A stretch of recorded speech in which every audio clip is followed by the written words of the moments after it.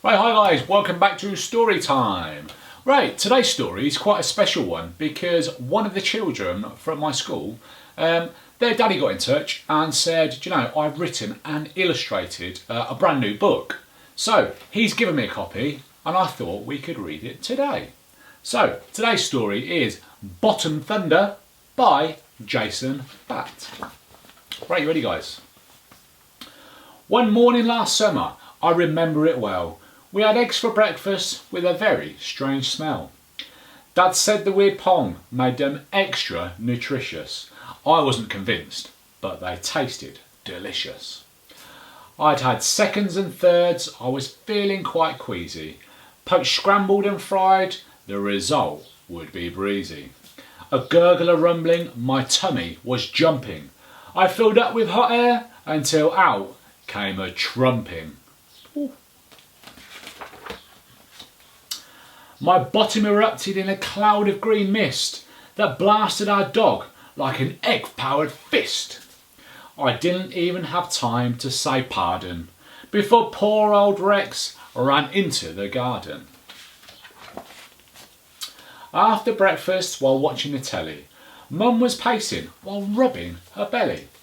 She looked rather strange, her tummy now plump. Could this be the first time I heard poor old Mum trump? Just then she let out an uncomfortable whine.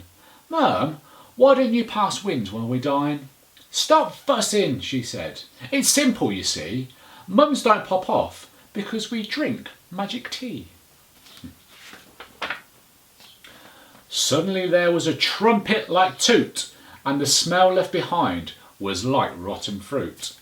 Mum ran away from the pungent green fog, shouting, Rex, you disgusting, smelly old dog. Whew.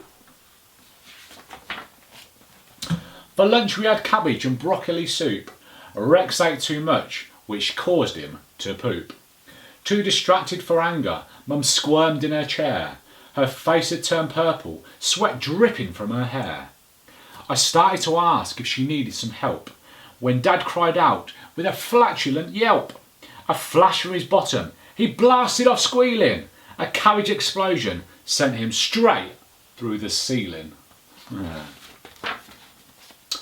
Meanwhile, poor Mum had doubled in size, as if she'd just eaten 1,000 mince pies. I wondered, if she carries on growing out of control, will her head eventually reach the North Pole? Maybe. After lunch I played with Rex in the garden for hours, dropping stink bombs so toxic they wilted the flowers.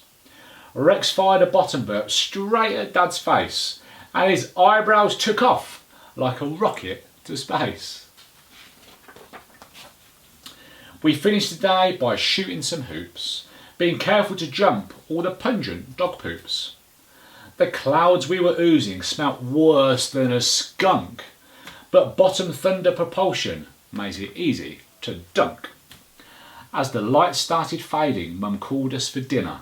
Tonight was my favourite, baked beans, sprouts and liver. Yeah. Mum served up a feast of delectable portions. The disaster that followed was of seismic proportions. Halfway through munching, the house started to shake. It was coming from Mum, a belly earthquake. Food swirled inside her like a raging typhoon.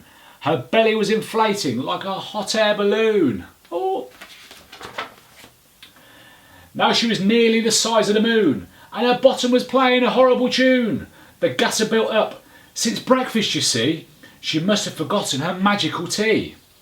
With a fizz and a squeak, she was about to blow when a thunderous tornado escaped from below.